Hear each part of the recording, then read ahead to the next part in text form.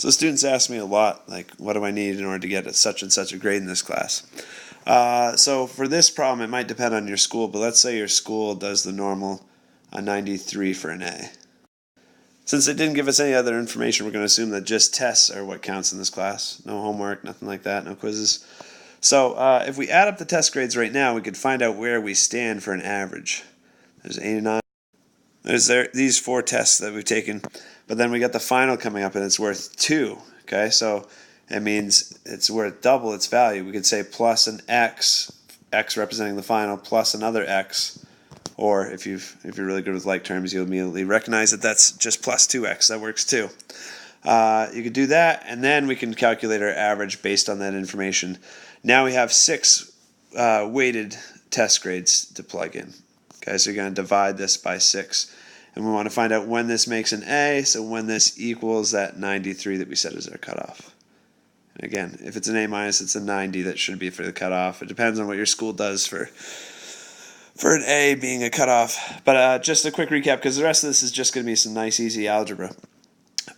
This happened because we added up all the current test scores that we have right now. It would have been all these divided by 4 to find out our current average. But then we had a final coming up that's worth 2 tests. So that's why I put plus x to represent the double amount of points that one final grade is going to represent. And so now, we can add these up. And then to solve this equation for x, we can't have that 6 there because it's supposed to be just x by itself on one side.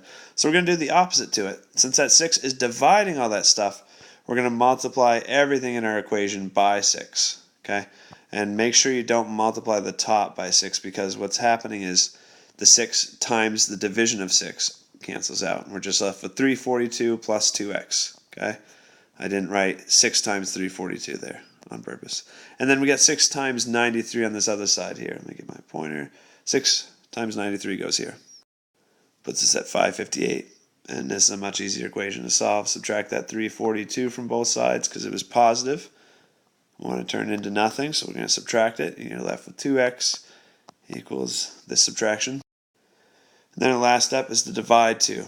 The opposite of multiplying there. Divide 2 from both sides. And what you get is 108. So basically, based off the test scores that they got and based on how much the final test is weighted, yeah, no chance of passing unless there's some bonus points.